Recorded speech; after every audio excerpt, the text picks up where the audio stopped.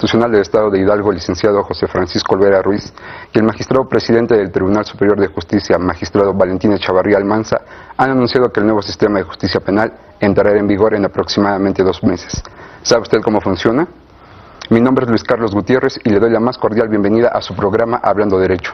El día de hoy nuestro tema será el nuevo proceso penal, para lo cual tenemos 2 invitados de lujo, al magistrado Ricardo César González Baños y al maestro Said Escudero Irra, quienes participan en la comisión encargada de implementar este nuevo sistema. Les recuerdo nuestras líneas de contacto, el 790-92, las redes sociales Facebook, www.facebook.com/programa Hablando Derecho y Twitter, @habla_derecho. Si tiene usted alguna duda o comentario, hágala saber por favor. Recuerde que sus llamadas participan en nuestras rifas. Con motivo del día 22 de este mes se llevó a cabo el informe de labores del Poder Judicial del Estado a cargo del magistrado Valentín Echavarría Almanza. Con este motivo le invitamos a ver una cápsula. Adelante.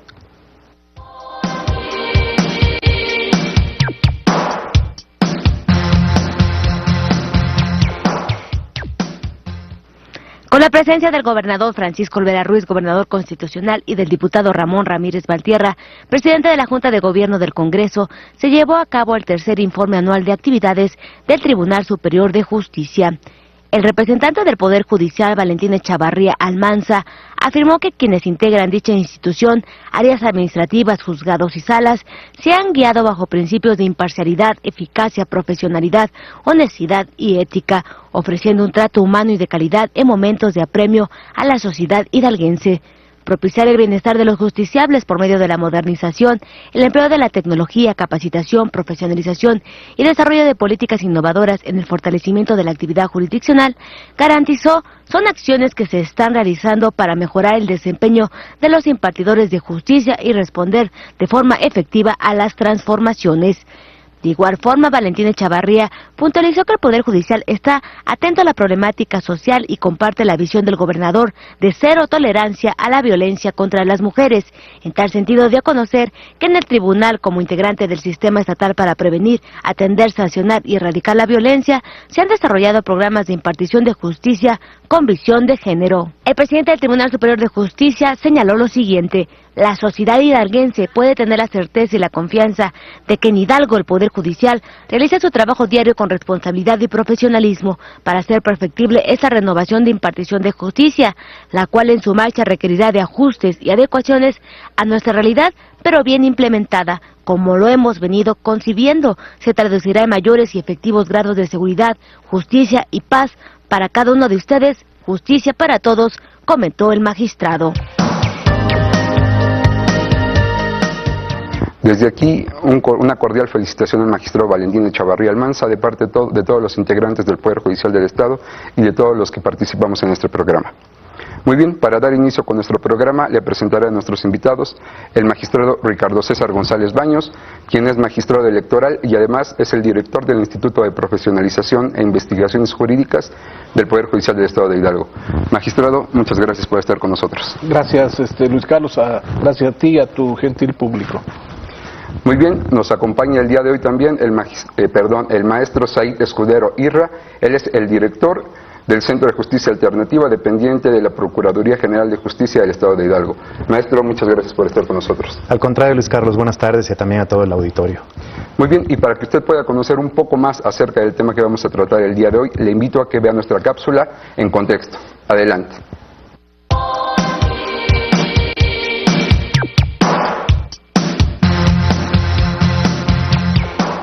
El proceso penal con las reformas a la ley implica una forma diferente de investigar los delitos, que es adecuada para producir información de calidad, permite una efectiva protección de los derechos de las víctimas y de los imputados, tiene por objeto el esclarecimiento de los hechos, garantizar la justicia en la aplicación del derecho para que se condene a los culpables y se absuelva a los inocentes, así como garantizar la reparación de los daños y perjuicios. El nuevo modelo tendrá influencia en el modo en el que se desempeñan las instituciones que operan el sistema de justicia penal, Procuración de Administración de Justicia, Policía, Defensoría Pública, Centros de Justicia Alternativa, entre otros. El proceso acusatorio se estructura sobre la distinción entre investigación penal y constitución de la prueba. La primera genera información que es útil para justificar el procesamiento y otros actos procesales previos al juicio. En cambio, la prueba únicamente se produce en el juicio y se diseña el juicio de acuerdo con los principios propios de la oralidad e idóneos para el debate de la prueba. El juicio oral constituye el núcleo del nuevo proceso penal que se deriva de la forma constitucional. Sin embargo, a pesar de las salidas alternas y otros mecanismos para la terminación anticipada del proceso, el juicio oral constituye el referente fundamental para la decisión respecto del cual sea la mejor vía para resolver el fondo de los asuntos. Las partes en el proceso deben hacer un juicio de anticipación respecto a lo que ocurrirá en el juicio oral para determinar si deciden litigar el caso hasta esa instancia o si prefieren más bien alguna otra vía. De ahí que no sea correcto decir que el juicio oral es excepcional, antes bien es el horizonte permanente a partir del cual cada una de las partes toma las decisiones del caso. Gracias por continuar con nosotros. Usted debe de saber que el 18 de junio de 2008 se emitió un decreto que reforma diversas disposiciones en materia penal, por lo cual nuestro México tendrá un nuevo sistema de justicia penal e Hidalgo no está exento de ello. Por lo cual el día de hoy le daremos a conocer cómo será el nuevo proceso en materia penal. Maestro magistrado Ricardo César González Baños. Sí, Luis Carlos. Entendemos que el nuevo sistema tendrá 4 etapas. ¿Podemos comenzar a hablar de ellas? Sí, claro. Fíjate que el nuevo sistema procesal penal, que viene a dar un nuevo giro a este sistema tradicional, que era un sistema mixto, un sistema de corte inquisitivo, ahora es cambiado por un sistema de corte acusatorio y efectivamente las etapas cambian tanto en denominación, cambian tanto en plazos, hasta en su sistemática e incluso entre los propios actores del propio sistema. Te puedo decir que el nuevo sistema procesal acusatorio y oral, como comúnmente lo llamamos, se encuentra conformado por 4 etapas. Una primera etapa que sería similar a una etapa de averiguación previa, pero que es una etapa de investigación. Es una etapa también que se denomina etapa preliminar. Una segunda etapa que sería una etapa intermedia o de preparación de juicio oral. Una tercera etapa que sería ya propiamente lo que es el juicio oral, lo que comúnmente todos confunden con la oralidad, porque en muchas ocasiones dicen que todo el proceso es oral y también habrá partes de manera escrita. Y la última fase que sería la fase de ejecución de la sentencia. En esencia serían las 4 etapas que vendrían a sustituir el tradicional sistema procesal penal. Gracias, maestro. Maestro Sey, en cuanto a la etapa de investigación, podemos diferenciar que existen 2, una etapa desformalizada y una formalizada. ¿Nos puede hablar acerca de la intervención del Ministerio Público en esta etapa? Cómo no, Luis Carlos. Efectivamente, como decía mi maestro, el magistrado Ricardo González Baños, la etapa de investigación, que es la primera, o también llamada preliminar, tiene 2 fases que hoy sí deben ser cuidadosamente analizadas porque podrían ahí generar una confusión mayor. Si bien equivalen en un primer momento a lo que hoy se conoce como la averiguación previa, cierto es también que la etapa de investigación trasciende más allá de la mera averiguación previa. Esto es, hay una primera parte desformalizada o como se dice también no judicializada en el que el Ministerio Público, a partir de una denuncia o una querella, se aboca a la investigación de 2 cosas, de los hechos probablemente delictivos, de los hechos que la ley señale como delito, y también a investigar desde luego si alguien es probable autor o partícipe. Cuando considera el Ministerio Público dentro de esta fase que tiene elementos para formular una imputación, es decir, para que se vincule a proceso a la persona que está investigando, entonces precisamente solicita a un juez de control, recordemos que hoy se llamará juez de control, una audiencia en la que va a formularle a alguien imputación y solicitará desde luego una vinculación a proceso. A partir de ese momento, si es que el juez de control decide vincular a proceso al imputado, la etapa de investigación continúa y esta es la segunda fase. Esta es una etapa ya judicializada, es decir, la investigación que continúa todavía está en manos ya de un juez de control, es decir, ya está en el ámbito del Poder Judicial. La diferencia está en que una vez vinculado a proceso a un imputado, el juez de control le da un plazo al Ministerio Público para que siga investigando. Eso es lo curioso y la diferencia real que tenemos con el sistema tradicional, porque hoy, y consignándose una averiguación previa, dictándose un auto de formal prisión, obviamente inició simplemente el proceso. No hay más averiguación previa. En el nuevo sistema, aunque se vincula a proceso, el juez, como decía yo, le fija al Ministerio Público un plazo razonable para que concluya su investigación, para que la perfeccione. y puede ser en nuestro Código de Hidalgo hasta 6 meses. Maestro, habla usted de averiguación previa. ¿En el nuevo sistema podemos hablar todavía que existe la averiguación previa como tal? Ya no, al final es un nombre proscrito totalmente, simplemente se llama investigación. Muy bien, sí. Gracias. También hemos escuchado, en nuestro sistema vigente se habla de que el agente del Ministerio Público es el titular o tiene el monopolio del ejercicio de la acción penal. Para ustedes, amigos, hablar del monopolio de la acción penal, podemos entender que el agente del Ministerio Público es el único, actualmente es la única autoridad que puede ejercitar la acción, que puede llevar su petición ante un juez. ¿Qué sucede en el nuevo sistema, maestro? Así es, maestro Luis Carlos. En el nuevo sistema cambian mucho las cosas. Como ya lo dijo el magistrado, es una verdadera revolución del paradigma de justicia penal en México. Cambiamos de un sistema tradicional, inquisitivo, mixto, con ciertas tendencias acusatorias, a uno eminentemente acusatorio y oral, adversarial, donde hay un real debate entre partes, la acusadora y la defensa. Y algo también muy importante es que este cambio, esta reforma que tú decías del 18 de junio del 2008, abre las puertas a una justicia desde nuestro punto de vista democrática. ¿Qué significa esto? Que hoy la justicia penal no es un monopolio, no es un ámbito exclusivísimo del control del Estado, sino también abre la participación ya a la sociedad en las tareas de justicia. Uno de ellos es los medios alternos de solución de conflictos, que vamos a ver quizás más tarde, pero también algo muy importante, incluye por primera vez desde 1917 la llamada acción penal privada. Y esto es precisamente darle puerta, abrir la puerta, ¿verdad?, a los particulares, pero que ellos mismos, con presidencia del Ministerio Público, ejerzan la acción penal ante los tribunales. Entonces, nuestros amigos quienes nos ven el día de hoy pueden entender que ahora como particulares pueden acudir directamente a un juez y evitar o eludir lo que ahora inevitablemente era acudir a la gente del Ministerio Público. Así es decir, la Constitución en el artículo 21, ya reformado en 2008, precisamente establece que la ley establecerá, ¿verdad?, se lo deja a los estados y a la federación en su caso, la facultad de decidir en qué casos, porque es un tema de política criminal, en qué casos se transferirá a los particulares específicamente la posibilidad de ejercer la acción penal privada ante los tribunales, con presidencia del Ministerio Público. Y obviamente esto implica el no burocratizar al sistema. Si se le va a dar al particular la posibilidad de acudir directamente al juzgado de control a formular una imputación, ciertamente debe ser directa, lisa y llana.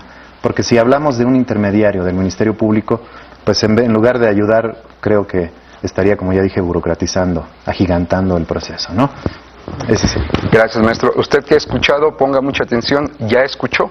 Usted como particular tiene la posibilidad de acudir directamente ante un juez de control. Si les parece, cuando regresemos, maestro, hablaremos del inicio del proceso como tal. Claro que sí, Luis. No le cambie, estamos hablando derecho.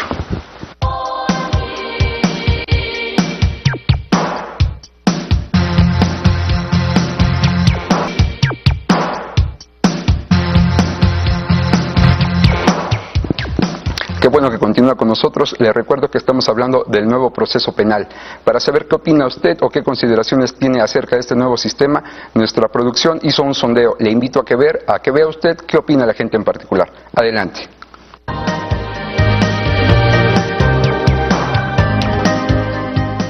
Son lo que son los juicios orales, se podría decir de alguna manera, que se van a implantar como en otros países, que se enmarca lo que es la oralidad. Pues mucho más rápidos, que no haya tanta burocracia. Bueno, pues yo creo que también por la misma carga del juzgado, pues precisamente es lo que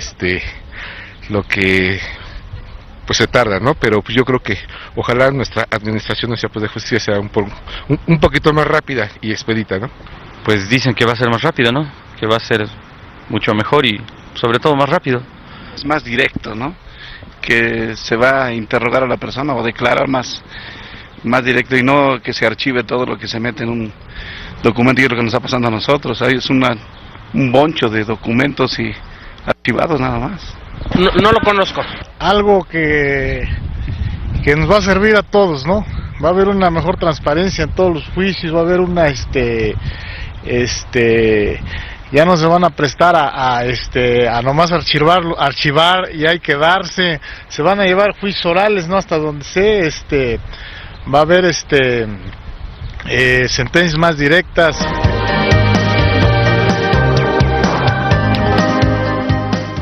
Ha conocido usted parte de la opinión de la sociedad acerca del nuevo sistema. Antes de irnos al corte, el maestro Said Escudero nos hablaba acerca de la acción privada. Maestro, parece que este es un boom, parece que todos podremos acudir ante un juez de control a interponer una querella. ¿Es así? La acción penal privada sí está limitada, desde luego. Siempre el interés público del Estado de perseguir los delitos, desde luego le corresponde, es un área estratégica de la justicia. Pero en un primer intento la Comisión para la Reforma en Hidalgo, sobre todo el grupo de trabajo que redactó el Código Procesal, decidió que fuera por los 4 delitos quizás menos de impacto social y que más que nada trascienden a la esfera eminentemente privada. Está en el Código Procesal previsto que en acción penal privada se pueda acudir directamente al juez sin pasar al Ministerio Público por difamación, por calumnias, por omisión de auxilio, y también el Código prevé el adulterio, que como sabemos recientemente fue despenalizado, proscrito del Código Penal. Tome nota, hay 4 delitos por los que usted podrá acudir directamente ante un juez. Magistrado Ricardo César, vamos a iniciar el camino del nuevo proceso penal. ¿Qué sucede en el momento que un agente, un oficial de la policía, tan importante en este nuevo sistema, detiene a una persona, ya sea por la flagrancia o por el caso urgente? Empezamos con el camino del proceso penal. ¿Qué sucede? Sí, claro. Dentro de las formas legales de privación de la libertad que establece el artículo 16 constitucional, única y exclusivamente vamos a encontrar tres formas legales de privación de libertad. La primera, como bien decías, que era la flagrancia. La segunda, la notoriedad de urgencia, y hay una tercera que sería ya por orden judicial o por una orden de aprehensión.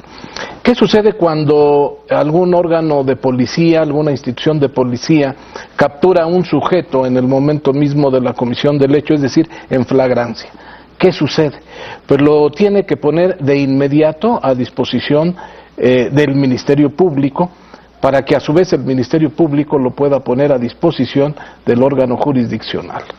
¿Para efecto de qué? Aquí es la participación que tienen los jueces de control. ¿En qué sentido? En el sentido de que una vez que se ha puesto a disposición, establece la misma Constitución dentro de las 48 horas, a disposición del órgano jurisdiccional a un detenido, tendrá primeramente que en audiencia pública verificar la constitucionalidad o no constitucionalidad de la detención. Porque empezando por aquí tenemos que hacer un análisis muy minucioso de si es una detención legal o ilegal, porque en muchas ocasiones puede darse, ya sea por error, por falla, por muchas razones, una detención ilegal. ¿Qué sucede en el primer caso que ponía yo, en la hipótesis que ponía, cuando una persona es capturada en flagrancia? La pone a disposición del juez en audiencia pública, tendrá que primeramente verificar, decía, el control de la detención, que se llama, o la constitucionalidad como lo conocemos hasta ahora, y verificar si esa detención es legal o ilegal. Si es legal, continúa la audiencia para pasar a la segunda parte, a la siguiente fase, y en caso de que fuera ilegal tendría que decretar la inmediata libertad en ese momento. ¿Qué se pretende con esto? Pues se pretende que los jueces de control, por eso se llaman jueces de control de legalidad o jueces de control no de constitucionalidad, son jueces de control de legalidad o jueces de control de constitucionalidad, que no se vulneren las garantías incluso de las propias personas, de los ciudadanos en sí. Maestro, el juez entonces ya tuvo ante su presencia a un detenido para calificar de legal o de ilegal la detención realizada por un oficial de policía. Dado que el juez de control ha calificado de legal esta detención, ¿qué sigue? ¿Qué acto procesal va inmediatamente? Sí, una vez que en la hipótesis de que el juez de control haya calificado de legal esa detención, hay una figura que se llama la formulación de la imputación. Y la formulación de la imputación no es otra cosa más que el Ministerio Público, ante la presencia del juez, le tendrá que hacer saber por qué hechos, por qué conducta, por qué motivo, por qué causa está privado de su libertad este sujeto. ¿Cuáles son las consecuencias que puede traer su conducta? Hacerle saber todas sus garantías constitucionales, los derechos que tiene, muchas veces como lo vemos incluso en las series policíacas de televisión. tiene derecho de nombrar un defensor, en caso de que no pueda hacerlo se le nombrará un defensor público, ahora público, que antes eran defensores de oficio, que serán pagados por el propio Estado, se le hará saber el derecho que tiene de una llamada telefónica, el derecho que tiene de hacerle saber qué pruebas existen en su contra, es decir, ¿qué es lo que se pretende con esto? Publicitar esa detención. ¿Publicitar en qué sentido? De que se le dé a conocer públicamente incluso el motivo, la razón por la que esta persona ha sido privada de la libertad. Muy bien, maestro. Maestro Said, debemos entender que al formularle imputación le han avisado ya le han hecho saber quién le está acusando y por qué se le está acusando. ¿Qué continúa después de la formulación de imputación? Como ya se decía, después de que se formula imputación, la comunicación que hace el Ministerio Público en audiencia pública, salvo las reservas de ley, lo que viene es lo lógico de que solo se formula imputación por sí misma. Obviamente no, tiene el fin de que se vincule a proceso a ese imputado, es decir, de que el juez de control estime que por el momento hay datos de prueba que permiten seguir investigando de manera formal que esta persona seguramente cometió el hecho que le está atribuyendo el propio Ministerio Público. Entonces viene una vinculación a proceso. La vinculación a proceso para ustedes, amigos, maestro, hoy todos conocemos los autos de plazo constitucional, un auto de formal prisión, un auto por falta de elementos para procesar. Correcto. ¿Podemos hablar de que el auto de vinculación es el nuevo auto de plazo constitucional? Es sí, desde luego, un auto de plazo constitucional cuando hablamos que hay un detenido en flagrancia, es decir, el Ministerio Público tiene 48 horas y después el juez 72 para decidir su situación jurídica. Sin embargo, en lo que no equivale el auto de vinculación a proceso con el actual auto de formal prisión es en la medida cautelar de la prisión preventiva. La vinculación a proceso en el nuevo sistema simplemente es, como hoy sabemos, sujetar a proceso a un imputado porque hay elementos para seguir adelante en investigación judicializada. Sin embargo, la medida cautelar de la prisión preventiva, que hoy en el auto de formal prisión viene dada automáticamente en delitos que tienen señalada cuando menos pena privativa de libertad, con la diferencia de si son graves o no, y obtener por lo tanto la libertad caucional, acá la diferencia es que el sistema es más garantista. Únicamente procede la prisión preventiva en primer lugar, de acuerdo al 19 constitucional, párrafo segundo, parte segunda, y del 271 del Código Procesal, en delitos de prisión preventiva oficiosa, que son los que hoy corresponden normalmente a los delitos graves. Fuera de ello, solamente cuando el Ministerio Público lo justifique ante el juez de control, porque hay un peligro de fuga, porque previamente ya ha delinquido el imputado. De lo contrario, de lo que trata el sistema es de que se vincula a proceso, pero normalmente como regla general que en libertad se enfrenta el proceso. Muy bien. Estamos hablando del nuevo proceso penal, en particular de la primera etapa, que es la etapa de investigación. Yo le pido que no le cambie y le recuerdo nuestras líneas de contacto, el 790-92, las cuales le pueden hacer acreedor a uno de nuestros paquetes el día de hoy. No le cambie, estamos hablando derecho.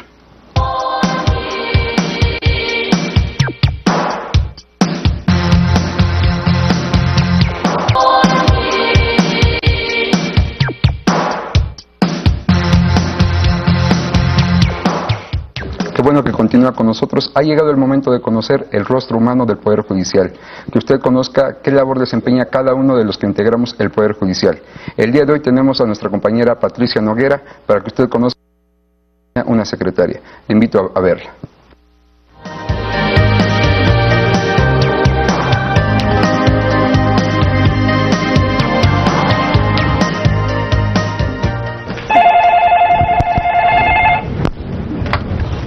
Servicios Generales, buenos días, le atiende Patricia. ¿Cuál es su función dentro del Tribunal Superior de Justicia? Recibir las llamadas telefónicas que reportan tipos de mantenimiento que van requiriendo las diversas áreas que integran el Poder Judicial. Tramito facturas para pago a proveedores y tengo a cargo el fondo revolvente. Me gusta el trabajo, el trato con la gente, en general todo el trabajo de secretarias me gusta. ¿Cuántos años lleva trabajando para el Poder Judicial? Aproximadamente 15 años. ¿Qué tan complicada es su labor? Entré cubriendo una incapacidad de embarazo y ya posteriormente me quedé a laborar aquí. Hacen que el trabajo se vuelva más fácil, menos pesado, a como antes era con las máquinas de escribir, pues sí era bastantito pesado. Ahora ya es mucho más rápido, nos puede llegar la información a través de internet mucho más rápido. Siempre no tenemos que estar en constante capacitación para poder llevar a cabo el trabajo ya en esta actualidad, porque ya todo es con demasiada tecnología. ¿Qué hace durante un día de trabajo? A veces un poquito con tolerancia, pero regularmente 8:30. Pues llegamos todos los compañeros, nos saludamos, empezamos a trabajar, se van recibiendo las llamadas, mis compañeros salen a atender esas situaciones que reportan, pues tramitamos los documentos y así nos la llevamos todo el día en eso. ¿Considera que es reconocido su trabajo? Para mí es un privilegio poder trabajar en esta institución porque siento que estamos contribuyendo un poquito en esta causa que es la de impartir justicia.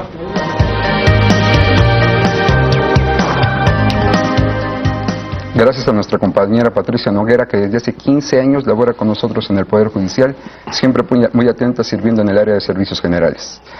Magistrado, maestro, nos quedamos en la conclusión de lo que sería la etapa inicial. ¿Nos puede decir usted en qué momento culmina esta etapa? La etapa de investigación. Sí, hay un hay una fase especial que se llama precisamente el cierre de la investigación, que es un tiempo que te dan en la cual tanto el juzgador como el Ministerio Público realizan todos sus actos de recopilación de evidencia, material sensible, en donde aportan incluso algunas entrevistas, algunas evidencias, no llamémosle medios de prueba en esta etapa, pero sí algunas evidencias para efectos de ¿qué? De que puedan pasar a la siguiente etapa, que sería la etapa intermedia. La etapa intermedia no es otra cosa más que hagan de cuenta que es la etapa probatoria, de ofrecimiento de pruebas, no de desahogo, sino nada más de ofrecimiento. Esta viene a ser un equiparable a lo que antes conocíamos nosotros como la instrucción en sí, que era la fase en la cual las partes podían ofrecer su material probatorio para ser desahogado en audiencia de juicio. Muy bien, maestro. Antes de continuar con esta etapa, nuestros amigos del público preguntan, Jessy Jiménez pregunta, si un perito evaluador que me fue nombrado me está extorsionando y amenazando, ¿dónde puedo poner mi queja? No es una pregunta muy relacionada con nuestro tema, pero si le pueden ayudar con alguna respuesta. ¿Cómo no, Luis Carlos? Con mucho gusto. Bueno, si el perito es oficial de la Procuraduría, contamos con un área de visitaduría general. El señor Procurador siempre ha insistido que se dé una atención humana también, profesional y estrictamente legal. Contamos con una visitaduría general, o si, como dice allí, está cometiéndose probablemente un delito, bueno, está abierto el Ministerio Público siempre para ello, ¿no? Si es un perito privado, autorizado, por ejemplo, por el Poder Judicial, yo considero que sería la Contraloría del mismo tribunal. Muy bien. Amiga Jessy Jiménez, esperamos que haya quedado contestada su pregunta. Nos pregunta también Martina Flores, dice, ¿cuándo van a iniciar los juicios orales en Pachuca de Soto?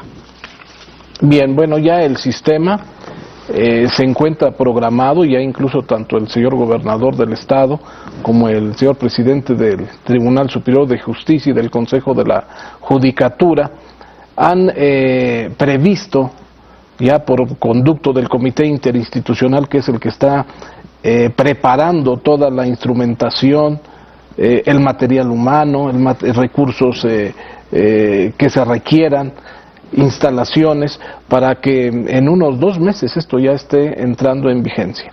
Aquí lo único que habría que verificar si se va a entrar en vigencia, como dice uno de los transitorios de la Constitución Federal, por región, o si se va a entrar por delito y de qué manera se va a ir haciendo gradual.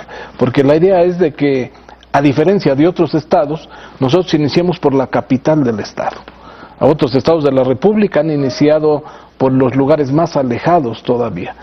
Ejemplo, Oaxaca, Chihuahua, Estado de México. Y nosotros lo que pretendemos hacer es que se haga por parte de la capital y se vaya abriendo. Pero esto ya debe de estar en 2 meses, 2 meses yo creo, un poco más, un poco menos, pero no tardamos más en su aplicación. Muy bien, maestro. Nos preguntan también, maestro Said, dado que el maestro Said también es presidente de un colegio de abogados, si se necesitará algún tipo de certificación para postular en este nuevo sistema. Muy buena pregunta, Luis Carlos. Realmente el ejercicio de la profesión, como bien sabemos, está garantizado en la Constitución y esta es libre. Yo creo que, además de que no existe un precepto que nos obliga a certificarnos para operar en este sistema como defensores privados, sobre todo particulares. Y yo creo que aquí el tema no está en certificarnos, sino en realmente habilitarnos para llevar a cabo la defensa adecuada que la Constitución hoy también prescribe en favor de los imputados, o en su caso para asesorar debidamente a las víctimas u ofendidos de un delito. Entonces el tema está más bien en esa habilitación más que en certificación, porque no hay un precepto, como dije, que nos obligue. Muy bien, amigo José Luis Rodríguez, espero que haya quedado contestada su pregunta. Maestro Said, estamos ya en la segunda etapa del proceso penal, la etapa intermedia. Correcto. ¿Qué nos podría decir usted acerca de esta etapa? La etapa intermedia, como ya decía aquí el doctor González Baños, es una etapa de preparación al juicio oral. Es una etapa en la que las partes debaten públicamente de las pruebas que van a ofrecer en juicio oral, se ponen de acuerdo sobre ello, excluyen el material que es impertinente para el objeto del proceso mismo, de lo que quieren probar cada una de las partes. Hay acuerdos probatorios, por ejemplo, donde dan por probados hechos que no van a ser objeto de un debate en la audiencia de juicio oral. Y finalmente, algunas otras cuestiones de, digamos, incidentes se resuelven allí. Prácticamente la etapa intermedia es una parte escrita, donde se recibe el escrito de acusación del Ministerio Público, se ofrecen pruebas y de ahí se preparan al juicio oral. Le preguntaré entonces, dado que estamos hablando de un sistema donde el boom y lo que le estamos vendiendo a la sociedad es la oralidad, acaba de decir usted, escrito. ¿Tendrá una etapa escrita el nuevo sistema? Tiene, más que etapa, es una parte inicial. Cuando se cierra la investigación, el Ministerio Público presenta un escrito de acusación, así lo dicen los códigos, del cual se le da vista también a la defensa y al imputado, y obviamente esa es la parte escrita. Después ya concurren en forma presencial en una audiencia oral donde debaten públicamente sobre las pruebas que van a ofrecerse, admitirse y las que se excluyen. ¿Ha escuchado usted, amigo? El nuevo sistema también tendrá alguna etapa o alguna fase escrita, esta principalmente en la etapa intermedia.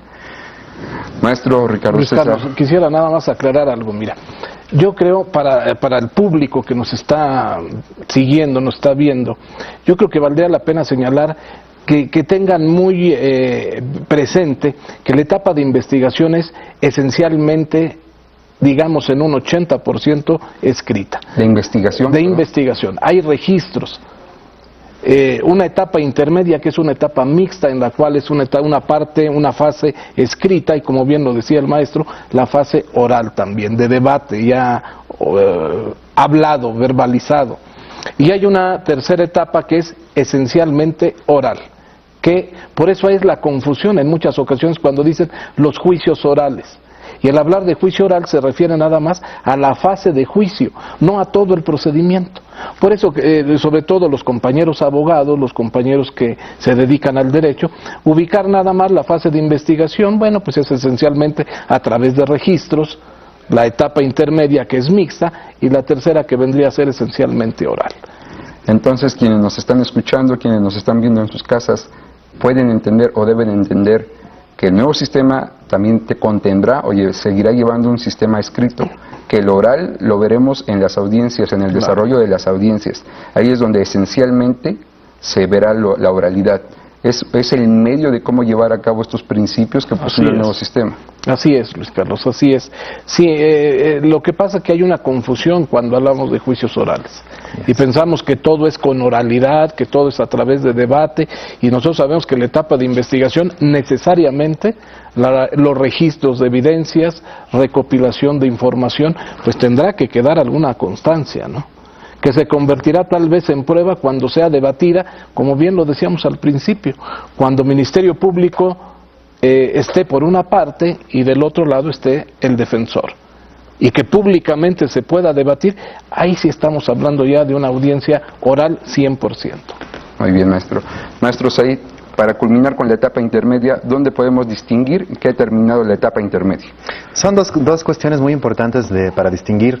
Culmina con un auto de apertura a juicio oral, es decir, allí el juez de control culmina su trabajo en etapa de investigación y etapa intermedia y les dice, este asunto quedó visto por mí hasta aquí, se van a presentar al tribunal de juicio oral tal, número tal, competente para ello, esta es la materia del debate, estos hechos, estas son las pruebas que allá van a desahogar, yo ya se las admití, y pasa la estafeta, como se dice comúnmente, a un órgano judicial distinto, que también es un mandato constitucional, que se llama Tribunal de Juicio Oral, que puede ser unitario o colegiado, preferentemente este segundo.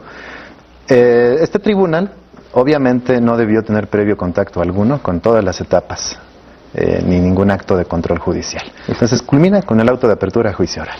Culmina con el auto de apertura a juicio oral. Este será remitido por el juez de control a este tribunal que usted nos mencionaba. Así es. Nos menciona usted también, nos menciona a nuestros amigos que deben de ser, en la mayoría de las veces o preferentemente, un tribunal. ¿Integrado por cuántos jueces, maestros? Sí, cuando sea colegiado por 3, ciertamente, porque habría un presidente de tribunal y dos jueces relatores, o un juez secretario y un juez relator, para que se vote, ¿no?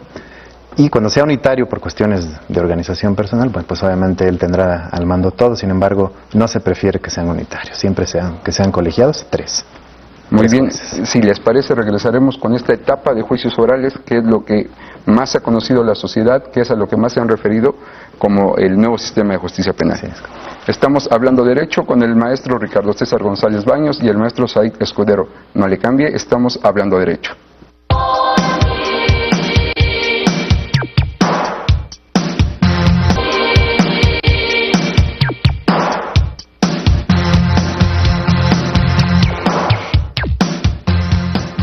Gracias por continuar con nosotros. A todos los que nos hacen favor de ver este programa y que nos han hecho el favor de llamar, vamos a dar lectura a sus preguntas. Nos pregunta Gabriela Serrano a través del Facebook.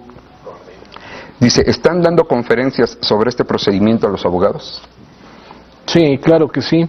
El Comité Interinstitucional para la Implementación del Nuevo Sistema se ha preocupado, lógicamente, porque tengan la misma preparación en el tema, tanto Ministerio Público, tanto defensores públicos o privados, para que tengan la misma preparación los jueces, incluso las universidades, y se ha llevado a diversos foros, a diversas barras de abogados, en los cuales se han estado preparando. Ahora, como posiblemente ya saben que es un hecho, se empiezan a preocupar un poco más. Pero sin lugar a dudas ha habido cursos que se han estado proporcionando de manera gratuita, incluso de manera particular, porque si no trabajaran conjuntamente todos los actores del nuevo sistema, el sistema lógicamente no funcionaría. Por eso es el interés de que si está bien preparado el Ministerio Público, tiene que estar bien preparado también el defensor, sea público o privado, y lógicamente nosotros tenemos ese interés para la ciudadanía. Maestro Said, nos pregunta también nuestra amiga Gabriela, ¿en qué momento y quiénes estarán asesorando al imputado? A partir de la detención, el imputado siempre deberá contar con un defensor. El Ministerio Público, en esa parte, desde la investigación inicial, desde el primer momento, sí es autoridad en la propia investigación y debe como tal garantizar el derecho a la adecuada defensa del imputado, a las llamadas telefónicas, como se dijo al inicio, y él es en primer lugar el que debe garantizarlo, ¿no? Ya sea llamando la atención para que designe un defensor, y si no, pues obviamente se le asignará en forma inmediata un defensor público. Gracias, maestro Said. Nos preguntan también, maestro, señor Javier Salgado, ¿los juzgadores serán los mismos que trabajan actualmente? Mira, se ha estado preparando, ha habido incluso convocatorias para quienes estén interesados en poder realizar la actividad de juzgador, de encargados de sala, incluso actuarios. El decir que van a ser exactamente los mismos no quiere decir que los jueces que están ahorita en el anterior sistema tengan que pasar en grupo y pasarlos completitos al nuevo sistema. Un ejemplo muy claro es de 2 jueces que actualmente son jueces de primera instancia en la ciudad de Pachuca, jueces penales, que se han estado preparando para participar como jueces de control y jueces de oralidad. Muchas veces preguntamos qué va a pasar con el demás personal. Mucha gente está preocupada y es una razón lógica. Lo que sucede que van a estar trabajando los 2 sistemas a la vez, el sistema tradicional y el sistema de juicio oral o el procedimiento penal acusatorio. ¿Qué es lo que va a suceder? Yo creo que al inicio se va a requerir mayor personal. Es al revés, aquí se inicia con mayor personal. ¿Qué sucede cuando se va terminando los asuntos del sistema tradicional? ¿Qué va a pasar con ese personal, esos compañeros secretarios, jueces? ¿Qué pasa? bueno, tendrán que ser removidos a lo mejor a un juzgado civil, a un juzgado familiar, a lo mejor a otra área, porque bueno, dejarlos también sin trabajo, lógicamente esto no se podría. Es uno de los problemas que el comité ha tenido con mayor relevancia, con mayor importancia. Muy bien. Maestro Said, nos preguntan también, nuestra amiga Laura Vieira Godínez felicita al programa y quiere saber si en el estado de Hidalgo se cuentan con las instalaciones adecuadas para llevar a cabo estos juicios. Obviamente, una parte fundamental del nuevo sistema es el sistema de procuración de justicia. Ciertamente esta parte todavía está en trabajo arduo, permanente. Sin embargo, también en la parte de las audiencias, pues ahí sí la comisión ha hecho lo propio por contar ya con los recintos en donde se van a albergar las audiencias orales, ¿no? Que en etapa de investigación, etapa intermedia o de juicio oral, seguramente hay mucho que hacer por implementar, pero sí hay avances en este sentido. Gracias, maestro Said. El señor Francisco Briceño felicita a los invitados. Pedro Jesús Ruiz de la colonia Iste dice que se le hace muy interesante un programa de este corte y los temas que trata. Nuestro amigo Iván Tomás Durán dice que le parece constructivo este tipo de programas para que no nos agarren con la venda en los ojos. Sí. Jorge Gómez dice, tengo un juicio mercantil, si lo pueden asesorar porque he tenido muchos problemas. ¿Cómo no? Pues le decía aquí que pase al juzgado, a la oficina, al despacho y lo asesoramos. No, no es cierto. No, pues señor Francisco, le voy a pasar a usted, magistrado, Yo creo que incluso en la coordinación jurídica, si solicitara por ahí el apoyo de algún defensor, de algún asesor, yo creo que con mucho gusto se lo darían. Y si podemos servirle, claro, sin lugar a dudas, estamos a sus órdenes. Muchas gracias. Dejó su número telefónico para que le podamos ayudar. Claro. Y el señor Enrique Gutiérrez felicita a su servidor. Muchas gracias. Maestro Said, maestro González Baños, nos queda poco tiempo. ¿Podemos acotar lo que sería la etapa de juicios orales? Cómo no, rápidamente de una parte, si me permiten.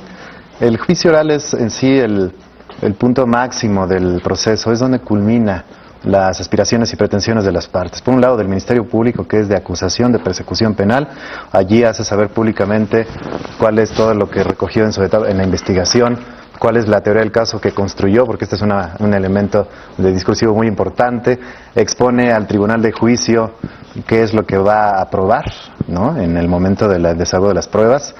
Ahí el Ministerio Público promete y dice, yo voy, más allá de toda duda razonable como se utiliza, a demostrar ante este tribunal que lo que yo imputé hace un tiempo contra él, ahora aquí presente en el vinculado proceso, es cierto y lo voy a demostrar con tales pruebas testimoniales, con peritajes, con documentos, con todos los elementos técnicos que tenga en su momento. Eso se llama argumento de apertura. Posteriormente viene también la defensa y el imputado. Aquí es donde tienen lugar todos los principios del nuevo sistema, entre ellos el más importante, el de contradicción, el lo adversarial, allí está en ese momento. Después se abre el periodo probatorio, donde las partes sí comenzaron, así como comenzaron prometiendo, empiezan a demostrar que lo que dicen tienen razón, que las cosas fueron así, fueron de aquella manera o de otra. Primero el Ministerio Público siempre y después el imputado y la defensa. Maestro, no, pues, ¿algo que acotar? No, yo creo que sintéticamente nada más agregaría de que aquí es en donde versa plenamente el principio de oralidad. Esta audiencia se maneja esencialmente de carácter verbal, aquí no podemos leer, es ahí la gran preparación que deben de tener tanto las instituciones que participan como los propios actores, ya sean los abogados, ya sea el Ministerio Público, porque debe de haber una preparación especial. Incluso las universidades tienen que cambiar la currícula en ese sentido. El hecho de que a lo mejor lleven oratoria, de que lleven argumentación jurídica, es decir, es más especializado esto. No podemos llegar a improvisar a una audiencia de juicio oral. Eso que quede muy claro, porque de inmediato se denota la falta de preparación de un asunto en esta etapa. Maestro, para quedar o para dejar satisfechos a quienes nos ven el día de hoy y para darles completo el contexto de lo que es el nuevo proceso penal, háblenos de la última etapa. La última etapa. que sería ejecución. La etapa de ejecución. Ah, bueno, ejecución. Ahí el experto sería nuestro querido conductor, pero bueno, vamos a hacer algunas acotaciones. La etapa de ejecución se da con posterioridad al dictado de una sentencia definitiva. ¿Qué es lo que va a pasar o por qué esta nueva figura constitucional de los jueces de ejecución? Y podemos decir que ahora, en lugar de que queden exclusivamente a disposición de los centros penitenciarios, quedarán también a disposición de los jueces de ejecución para poder resolver controversias. Es decir, que por lo que hace a la seguridad de los internos seguirán estando los centros penitenciarios, pero por lo que hace a sus cuestiones jurídicas, disminución de sanción, aplicación, no sé, de algunos beneficios, será a través de los jueces de ejecución y también será a través de un sistema de audiencias. Muy bien. El tiempo se nos agota. Maestro Said, ¿algún último comentario? Algo muy importante es que la sociedad se sume y que entienda el sistema como una nueva forma de ver este servicio público de justicia que, como ya dijimos al inicio, viene muy democrático, de verdadera participación social y del entendimiento de que las cosas se manejan también de otro modo, siempre buscando que el derecho, la justicia se realicen y sean más palpables para la sociedad. Muchas gracias por la invitación y agradecemos en nombre de la Procuraduría este espacio. Al contrario, maestro Said, nosotros le damos las gracias en este programa a nombre del Poder Judicial por habernos dado un poco de su tiempo, ya que usted es realmente un conocedor de este tema y está completamente implicado en la incorporación de este sistema. Muchas gracias. Gracias, maestro Luis Carlos. Magistrado, ¿algún último comentario? Bien lo decía el maestro Said, esto yo creo es cuestión de cultura jurídica, de cultura ciudadana, que tengamos confianza en nuestras instituciones, porque si hay confianza en las instituciones, esto hay fortalecimiento en el nuevo sistema. Que se tenga confianza en el sistema, en que los juicios serán más transparentes, y digo más transparentes porque van a ser de manera pública, no es de que sean a puertas cerradas, salvo algunas excepciones, pero esto nos permite a los ciudadanos que conozcamos qué están haciendo los jueces, cómo están trabajando los defensores, qué está haciendo el Ministerio Público y que lo veamos de manera directa. Que se tenga confianza en las instituciones que tenemos y yo creo que esto debe de funcionar. Esto no hay más. Ha funcionado en otros países. En Inglaterra llevan más de 400 años con este sistema acusatorio y siempre ha funcionado bien. Habrá a lo mejor algunos países que lleven menos tiempo, que apenas están amoldando el sistema. Pero de que tiene que haber un cambio de sistema jurídico, yo creo que tiene que haber. No sé si sea el mejor, pero yo creo que es una buena opción. Muchas gracias, maestro. Fue el magistrado Ricardo César González Baños. Le recuerdo, es el director del Instituto de Profesionalización del Poder Judicial del Estado de Hidalgo. Si a usted le interesa algún curso, puede dirigirse a él. Con mucho gusto le instrumentarán uno a la medida de sus necesidades. Antes de despedirnos, le comento nuestros ganadores de la rifa de hoy. Es nuestra amiga Laura Vieira Godínez y nuestra amiga Martina Flores, quienes pueden pasar a recoger sus premios a la Coordinación de Información del Tribunal Superior de Justicia, carretera México-Pachuca, kilómetro 84.5. Debe de ir en horario de oficina y llevar su credencial de lector. No me resta más que despedirme de usted, su servidor Luis Carlos Gutiérrez Espinosa, y le recuerdo que la justicia no se mide ni se pesa, se siente. Gracias, buenas noches.